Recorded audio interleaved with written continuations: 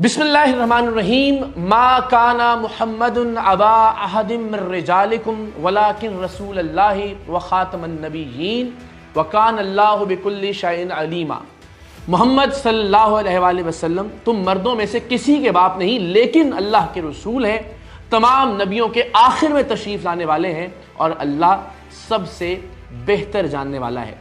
Supreme court of Pakistan के हालिया मुतनाज़ फ़ैसले के बाद ये ज़रूरी था कि मैं मसला ख़त्म नबूवत पे, अक़ीदा ख़त्म नबूवत पे अपना नुक्ता नज़र आपके सामने पेश करूँ, और इसलिए भी कि गुज़श्ता कुछ दिनों से मैं इस हवाले से बात करता रहा हूँ, और अगर चंद लोगों तक मेरी बात पहुँचती है तो मुझे अक़ीदा ख़त्म नबूवत के हवाले से, मसला ख़त्म नबूवत के हवाले से अपनी बात आपके सामने ज़रूर रखनी चाहिए। बहैसियत मुसलमान हम सब का अक़ीदा है, और इससे आगे हमें कोई और चीज़ नहीं है कि आप सल्लल्लाहु अलैहि वसल्लम ख़ातमुन नबिय्यीन हैं। लेकिन ख़ातमुन नबिय्यीन के हवाले से कुछ गिरोहों ने अपने मानी तराश कर एक जवाज़ पैदा करने की कोशिश की, लेकिन हमारे लिए नबी मुहतरम, नबी मेहरबान हज़रत मोहम्मद मुस्तफ़ा सल्लल्लाहु अलैहि वसल्लम की ज़ात मुबारका से बढ़कर कुछ और नहीं है। आप सल्लल्लाहु अलैहि वसल्लम, चूँकि आपकी ज़ात बाबरकात पर अल्लाह का ये कलाम नाजिल हुआ, तो आपसे बेहतर तशरीह या आपसे बेहतर तफसीर या आपसे बेहतर वजाहत कोई और नहीं फरमा सकता। और आपने ही मुत्तफ़क़ अलैह हदीस है तमाम मकातिब के नज़दीक, तमाम मसालिक के नज़दीक कि अना ख़ातमुन नबिय्यीन ला नबिय्या बादी, मैं ख़ातमुन नबिय्यीन हूँ और मेरे बाद कोई नबी नहीं है। तो ख़ातमुन नबिय्यीन की इस तरह की, इसके बाद हमें और कोई वजाहत नहीं चाहिए, हमें कोई और मानी नहीं चाहिए। हमारे नज़दीक हज़रत मोहम्मद मुस्तफ़ा सल्लल्लाहु अलैहि वसल्लम अल्लाह के आखिरी नबी हैं, और उनके बाद कोई भी किसी भी हैसियत में किसी भी तरह से नबूवत का दावा करता है, हमारे नज़दीक वो झूठा है, हमारे नज़दीक वो कज़्ज़ाब है, हमारे नज़दीक वो लईन है। ना उस शख्स को, उस दावा करने वाले शख्स को, ना ही उसके फॉलोअर्स को ये इजाज़त दी जा सकती है कि वो इस्लाम का लिबादा ओढ़कर अपने अकायद की तरवीज करें, अपने अकायद की तबलीग करें। लेकिन बदकिस्मती से सुप्रीम कोर्ट ऑफ पाकिस्तान के हालिया फैसले में हम इसके बरअक्स देखते हैं, जिसमें कहा गया कि ला इकराह फिद्दीन, दीन में कोई जबर नहीं है, तो किसी को नहीं रोका जा सकता। लेकिन इस पर भी तमाम उलमाए कराम मुत्तफिक हैं कि दीन में जबर के हवाले से मामला अक़लियतों की हद तक है, और सबका इत्तेफाक़ राय है कि अगर ये गिरोह खुद को एक अक़लियत तस्वुर कर लेता है, खुद को एक अक़लियत तस्लीम कर लेता है, तो हम वो तमाम हुकूक देने के लिए तैयार हैं जो इस मुल्क में अक़लियतों के लिए हैं, या जो इस्लाम अक़लियतों के लिए वज़ा करता है। लेकिन चूँकि इस्लाम का लिबादा ओढ़कर, इस्लाम का चोगा पहनकर, इस्लाम का खौल पहनकर ख़त्म नबूवत के ख़िलाफ़ अकायद की तरवीज और तबलीग की जा रही है, इसकी इजाज़त नहीं दी जा सकती। ज़ाहिर मैं कोई सनद नहीं हूँ दीन के मामले में, लेकिन जो मेरी समझ बूझ है, जो मेरा अकीदा है ख़त्म नबूवत के हवाले से, वो मैं आपके सामने पेश कर रहा हूँ। सुप्रीम कोर्ट ऑफ पाकिस्तान के इसी फैसले में एक और आया मुबारका को भी कोट किया गया कि इन्ना नहनु नज़्ज़लना ज़िक्रा व इन्ना लहू लहाफ़िज़ून, के हमने ही इस ज़िक्र को, कुरान मजीद को नाजिल किया और हम ही इसकी हिफाजत के ज़िम्मेदार हैं। अल्लाह ताला की ज़ात, तो ज़ाहिर है अगर अल्लाह ताला की ज़ात कुरान मजीद की हिफाजत का ज़िम्मा खुद ले रही है, तो सुप्रीम कोर्ट ऑफ पाकिस्तान के इस फैसले में इस आया मुबारका को कोट करने का मकसद ये है कि फिर ज़ाहिर है इस मामले को छोड़ देना चाहिए अल्लाह ताला की ज़ात पर। लेकिन ये वजाहत ज़रूरी कि अल्लाह की ज़ात मुसब्बिबुल असबाब है, परवरदिगार दो आलम असबाब अल्लाह ताला की ज़ात पैदा करती रहेगी हर दौर में अपने कलाम कुरान मजीद की हिफाजत के लिए। और हम ये समझते हैं कि अगर अज़मत कुरान पर कोई हर्फ आने का अंदेशा या ख़दशा होगा, तो हम वो असबाब होंगे, हज़ारों लाखों करोड़ों लोग मौजूद होंगे अल्लाह के इस ज़िक्र की, अज़मत की हिफाजत के लिए। और हम हर एतबार से ख़त्म नबूवत के मकसद, ख़त्म नबूवत के अक़ीदे, ख़त्म नबूवत के मसले और अल्लाह के पाक ज़िक्र की हिफाजत के लिए हाजिर हैं। हमारा अक़ीदा ये है कि हमारी ये आखिरी हद है, हमें इससे बढ़कर कुछ और नहीं है। ना हमारी अपनी जान, ना इज्जत, ना माल, ना औलाद, ना वालिदैन,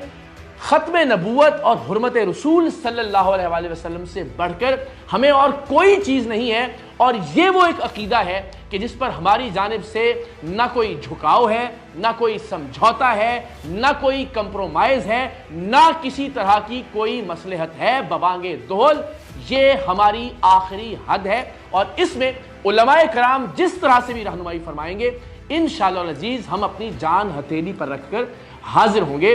اس مقصد کی حفاظت کے لیے، اس عقیدے کی حفاظت کے لیے، اور اللہ کے پاک ذکر کی، اللہ کے پاک کلام کی حفاظت کے لیے۔ تو جناب ظاہر ہے یہ مذہبی نقطہ نظر ہے، یہ ہم سب کا عقیدہ ہے جو میں نے بیان کیا، لیکن وہ احباب جنہیں خود کو سیکولر کہلوانے کا شوق ہے، جو خود کو لبرل سمجھتے ہیں، ان کے لیے بھی یہ گزارش کہ جب 1973 کے آئین پاکستان میں متفقہ طور پر اس بات کو تسلیم کر لیا گیا کہ ان لوگوں کا اسلام سے کوئی تعلق نہیں ہے، یہ گروہ اب ایک اقلیت کے طور پر ٹریٹ کیا جائے گا، تو پھر آپ جمہوری ملک میں رہتے ہوئے، اسلامی جمہوریہ پاکستان میں رہتے ہوئے جمہور کے فیصلے کو تسلیم کرنے کے لیے کیوں تیار نہیں ہے؟ 1973 میں علماء کی بے تحاشا جد و جہد کے بعد جب آئین پاکستان کا حصہ بنا دیا گیا اس قانون کو، تو مجھے سمجھ میں نہیں آتا کہ ہر کچھ عرصے بعد ایک نیا شوشہ چھوڑنے کی ضرورت کیوں پیش آتی ہے اکثریت کی رائے کو، اکثریت کے عقیدے کو، اور وہ رائے، وہ نظریہ، وہ عقیدہ جو ملک کے آئین اور قانون کا حصہ بن چکا ہے، اس کا احترام کیوں نہیں کیا جاتا؟ ملک کی اکثریت کی رائے کا احترام کیوں نہیں کیا جاتا؟ آئین پاکستان کا احترام کیوں نہیں کیا جاتا؟ خود کو آپ 1000 بار لبرل کہیے، سیکولر کہیے، لیکن پھر آپ آئین کی بالادستی کی بات کیجئے، آپ قانون کے نفاذ کی بات کیجئے، اور آئین تو اس سلسلے میں بہت واضح ہے۔ تو عقیدہ اپنی جگہ جس کے لیے ہم مر مٹنے کے لیے تیار ہیں، آپ اگر آئین کی بالادستی کی بھی بات کرتے ہیں، آپ جمہوریت کی بھی بات کرتے ہیں، آپ اکثریت کی رائے کو مقدم بھی جانتے ہیں، تو بھی آپ اس سلسلے میں آپ کو ہم تمام لوگوں کے ساتھ کھڑے ہونا چاہیے آئین کی بالادستی کے لیے اور آئین کی سربلندی کے لیے۔ حرمت رسول صلی اللہ علیہ وآلہ وسلم کے حوالے سے میں اس سے پہلے بھی متعدد مرتبہ مختلف پلیٹ فارمز پر گفتگو کر چکا۔ مجھے اب تک یہ بات سمجھ میں نہیں آتی کہ یورپ یا مغرب جو جانوروں کے حقوق کا خیال رکھنے کا بھی دعویٰ کرتا ہے، جو یہ بھی کہتا ہے کہ جانوروں کی دل آزاری نہ ہو، اسے اب تک ہم یہ بات کیوں نہیں سمجھا پائے کہ ہمارے پیارے آقا صلی اللہ علیہ وآلہ وسلم کی ذات مبارکہ سے متعلق جب بھی کوئی اہانت آمیز بات کی جاتی ہے، کوئی خاکہ تراشا جاتا ہے، کوئی گفتگو کی جاتی ہے، دنیا کے عرب ہاں مسلمان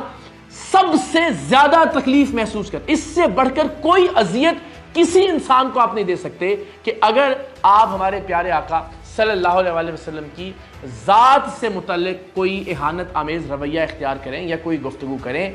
کسی انسان کو اس سے بڑھ کر کوئی اور تکلیف نہیں ہو سکتی جتنی تکلیف اپنے آقا سے متعلق کسی بھی گفتگو پر مسلمان محسوس کرتے ہیں۔ یہ بات باور کرانے کی ضرورت ہے مغرب کو کہ ہمارے لیے سب سے بڑھ کر اذیت ناک بات ہے، ہمارے لیے سب سے بڑھ کر تکلیف دہ بات ہے، اور ایسا نہیں ہے کہ کچھ مسلمانوں کے نزدیک تکلیف دہ بات ہے اور کچھ مسلمانوں کے نزدیک نہیں۔ دنیا کا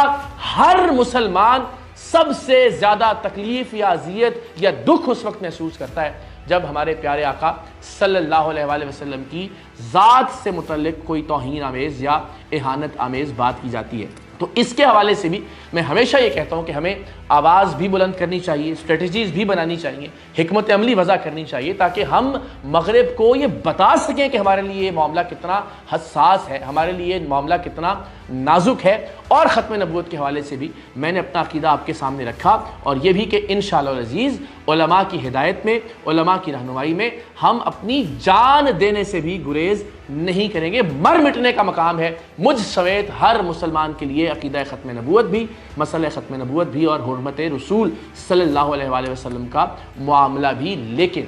میرا نقطہ نظر یہ ہے کہ جس طرح سے ہم کسی بھی گروہ کو، کسی بھی فتنے کو یہ اجازت نہیں دے سکتے کہ وہ اسلام کا خول پہن کر، اسلام کا چوغا پہن کر، اسلام کا لبادہ اوڑھ کر اسلام کے عقائد کی اپنے انداز میں ترویج کرے یا اپنے انداز میں تبلیغ کرے، اسی طرح سے ہم کسی فتنے کو یہ اجازت بھی نہیں دے سکتے کہ وہ ولایت کا چوغا اوڑھ کر، وہ ولایت کا لبادہ پہن کر، یا وہ ولایت کا خول چڑھا کر اسلام کی یا ولایت کی یا ختم نبوت کے عقیدے کی ترویج کرے یا اس کا نام لے یا محض اس کا نعرہ بلند کرے اپنے فراڈز کو بچانے کے لیے، اپنے دھندے اور اپنے کاروبار کو چمکانے کے لیے، تو میرا نقطہ نظر ضرور واضح ہو جائے تمام لوگوں کے اوپر کہ جس طرح سے ہم کسی بھی فتنے کو، کسی بھی گروہ کو، کسی بھی شخص کو یہ اجازت نہیں دے سکتے کہ وہ اسلام کی آڑ لے کر اپنے عقائد کی تبلیغ کرے یا ترویج کرے، اسی طرح سے ہم کسی بھی فتنے کو اجازت نہیں دے سکتے کہ وہ ختم نبوت کی آڑ لے کر یا ولایت کی آڑ لے کر اپنے دھندے کو یا اپنے کاروبار کو چمکائے۔ تو ہم نے اس سے پہلے بھی یہ طے کر رکھا تھا کہ انشاءاللہ 1 مارچ کو بعد از نماز جمعہ ہم اس فتنے کے حوالے سے احتجاج کریں گے۔ ملک بھر میں ٹیم سرعام کے جانبازوں سے بھی یہ درخواست تھی، حرمت رسول کے جانباز جو پچھلے کچھ دن میں جنہوں نے رجسٹر کیا سرعام.org پر جا کر اور انہوں نے تحریک حرمت رسول صلی اللہ علیہ وسلم کے سپاہی بن کر اس اسپیسیفک فتنے کے خلاف اپنی آواز بلند کرنے اور ہمارا ساتھ دینے کا عزم کیا، ان سے بھی درخواست ہے کہ ہم سب اپنے اپنے شہروں میں، اپنی اپنی تحصیلوں میں، اپنے اپنے دیہات میں، اپنے اپنے قصبوں میں 1 مارچ بعد از نماز جمعہ انشاءاللہ العزیز احتجاج کریں تحفظ ختم نبوت صلی اللہ علیہ وسلم کے لیے۔ اور اب بنیاد سپریم کورٹ آف پاکستان کا یہ فیصلہ، لیکن اس نظریے کے ساتھ، اس عقیدے کے ساتھ کہ ہم نہ تو کسی کو یہ اجازت دے سکتے ہیں کہ وہ اسلام کا لبادہ اوڑھ کر اسلام کے برخلاف عقائد کی ترویج یا تبلیغ کرے، اور نہ ہی کسی کو یہ اجازت دیں گے کہ وہ ولایت کا جھوٹا لبادہ اوڑھ کر، جھوٹا خول چڑھا کر، ختم نبوت کا محض نعرہ لگا کر اپنے مفادات کا تحفظ کرے، کروڑوں اربوں روپے کی جائیدادیں بنائے، لوگوں کے ساتھ لوٹ مار کرے، فراڈ کرے، شعبدے بازی کرے اور جال سازی کرے۔ سو انشاءاللہ العزیز ہم کل بروز ہفتہ شام 7 بجے حق خطیب نامی فراڈیے کے خلاف 11 ارب روپے کی جائیدادوں کے مصدقہ دستاویزی ثبوت بھی منظر عام پر لا رہے ہیں، اور ہم توقع کرتے ہیں کہ اس حوالے سے بھی علماء اور مشائخ ایک واضح موقف اپنائیں گے۔ تو انشاءاللہ العزیز جس طرح میں نے پہلے بھی عرض کیا کہ عقیدہ ختم نبوت کے تحفظ کے لیے، حرمت رسول صلی اللہ علیہ وسلم کے لیے آپ ہمیں ہر اس جگہ پر جان قربان کرتے ہوئے پائیں گے، جان ہتھیلی پر رکھ کر موجود پائیں گے، جہاں علماء دین ہماری رہنمائی کریں گے، اور اپنے طور پر بھی انشاءاللہ العزیز ہم ہر جگہ آواز بھی بلند کریں گے، اور جہاں جان کا نذرانہ پیش کرنا پڑا ہماری گردنیں بھی حرمت رسول اور عقیدہ ختم نبوت کے تحفظ کے لیے حاضر ہیں، اور ساتھ ہی ساتھ ہم ولایت کے تحفظ کے لیے بھی، خانقاہوں اور درگاہوں کے تحفظ کے لیے بھی، اسلام کے شعائر اور اسلام کے عقائد کے تحفظ کے لیے بھی، فتنہ حق خطیب کے خلاف بھی آواز بلند کرنے کا سلسلہ جاری رکھیں گے۔